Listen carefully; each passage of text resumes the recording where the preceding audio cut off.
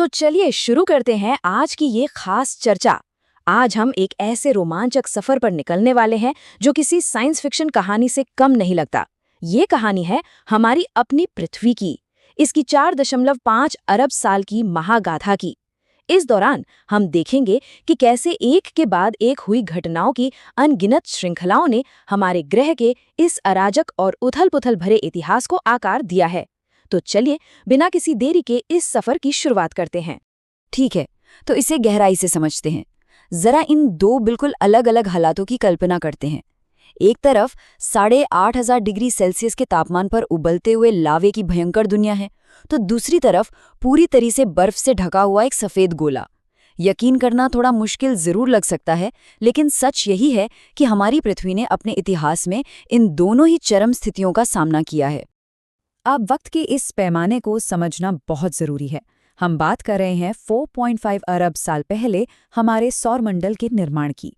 फिर 3 अरब साल पहले जब वायुमंडल आकर थोड़ा स्थिर हुआ, और उसके बाद 6.5 करोड़ साल पहले का वो विनाशकारी क्षुद्र ग्रह का टकराव। समय का ये स्केल वाकई दिमाग चकरा देने वाला है और ये समझाता है कि पृथ्वी पर बदलाव कितने धीमे लेकिन कितने गहरे होते हैं। आज के इस विश्लेषण में हम इसी अकल्पनीय टाइमलाइन को कवर करने जा रहे हैं। आइए आगे बढ़ते हैं और देखते हैं कि ये कैसे विकसित होता है। शुरुआत में पृथ्वी अकेली नहीं थी।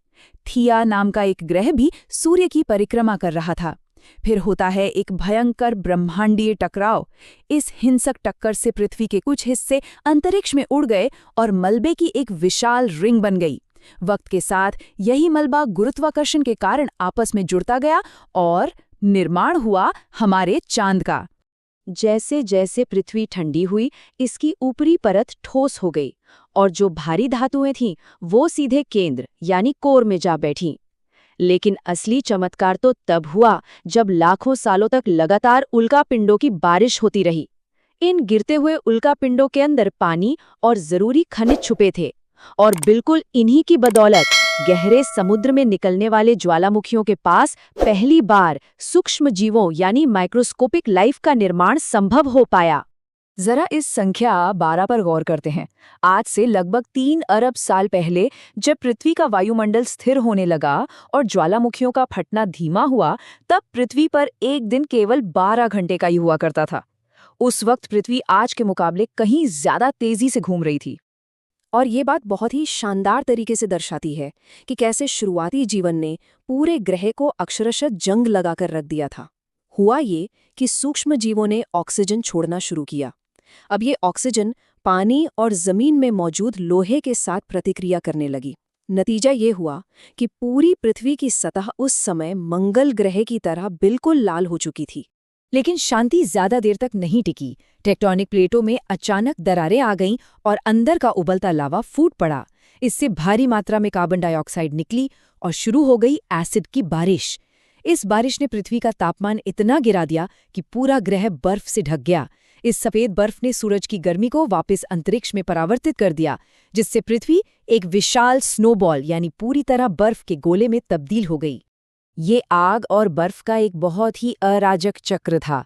एक तरफ ज्वालामुखियों की गर्मी बर्फ को पिघलाती, तो दूसरी तरफ एसिड की बारिश तापमान को वापस गिरा देती और पृथ्वी फिर से जम जाती। ये पेंडुलम की तरह झूलता हुआ मौसम था।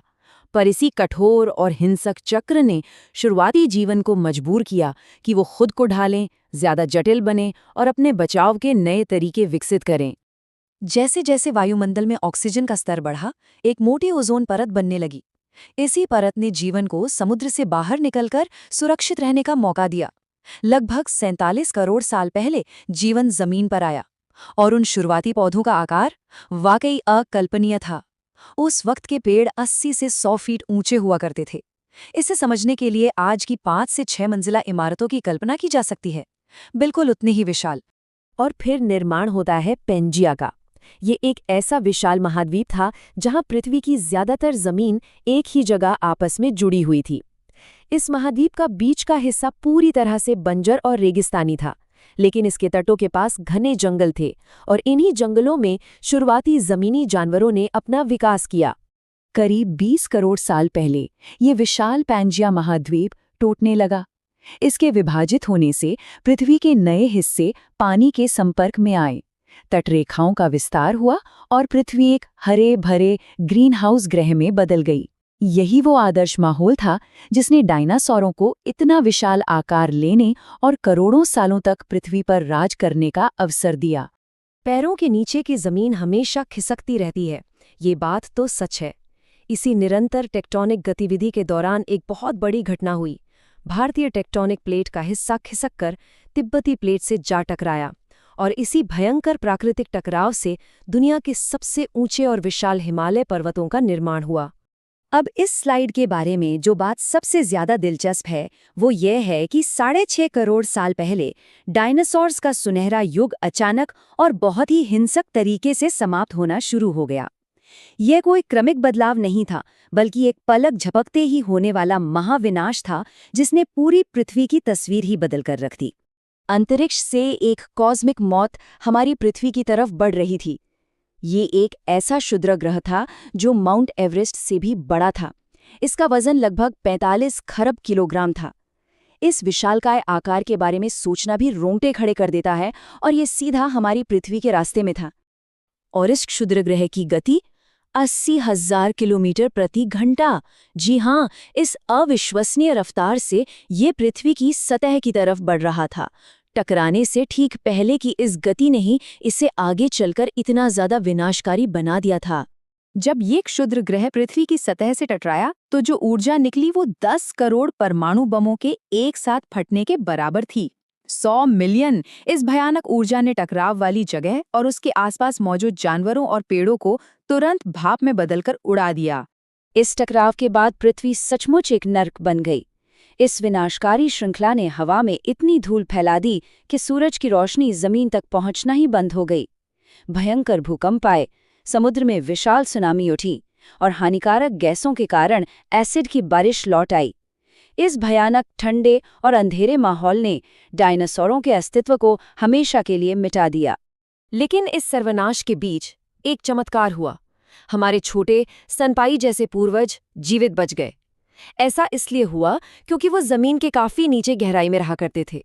सतह पर हो रही उस तबाही से पूरी तरह सुरक्षित रहते हुए उन्होंने लगभग 80 से 90 हजार सालों तक उस भयानक ठंड के खत्म होने का इंतजार किया। जब पृथ्वी फिर से गर्म होने लगी तो एक आखिरी और सबसे महत्वपूर्ण श्रृंखला शुरू हुई। अफ्रीका के जंगल सूखने लगे। पेड़ों पर रहने वाले हमारे पूर्वजों को खाने की तलाश में जमीन पर आना पड़ा। शिकार करने और दूर तक देखने के लिए उन्होंने अपने पैरों पर सीधा चलना शुरू किया। यहीं से औजारों के इस्तेमाल, आग की खोज और अंततः मानवीय संस्कृति के विकास का रास्ता खुल गया। और फिर मानवता का उदय हुआ। छोटे जमीनी जीवों से शुरू होकर एक वैश्विक सभ्यता बनने तक का हमारा ये सफर सच में अद्भुत है। धर्म, भाषाएं, परिवार और संस्कृति का निर्माण हुआ। देखते ही देखते हम इस पृथ्वी के इतिहास की सबसे विकसित और प्रभावशाली प्रजाति बन गए। तो सबसे महत्वपूर्ण बात यह है कि 4.5 अरब साल के इस सफर के बाद आज क्या हो रहा है। आज हमारे सामने एक गंभीर सच्चाई है। महज कुछ हजार सालों में हमने इस ग्रह को इतना प्रदूषित कर दिया है जितना आज तक किसी भी प्रजाति ने नहीं किया था। हम वातावरण में कार्बन डाइऑक्साइड की मात्रा को उसी खतरनाक स्तर पर ले जा रहे हैं जिसने अतीत में बड़े बड़े विनाशों को जन्म दिया था, जो हमें इस आखिरी और सबसे बड़े सवाल पर लाके खड़ा करता है। पृथ्वी का अगला बदलाव क्या होगा? इतिहास गवाह है कि पृथ्वी हमेशा खुद को बदलती है और जलवायु परिवर्तन की ताकतें किसी के लिए रुकने वाली नहीं हैं। ये हमारी साझा जिम्मेदारी है कि हम इस इतिहास से सीखें। आज के इस सफर में शामिल होने के लिए बहुत बहुत धन्यवाद। इस आखिरी सवाल पर विचार जरूर किया जाना चाहिए।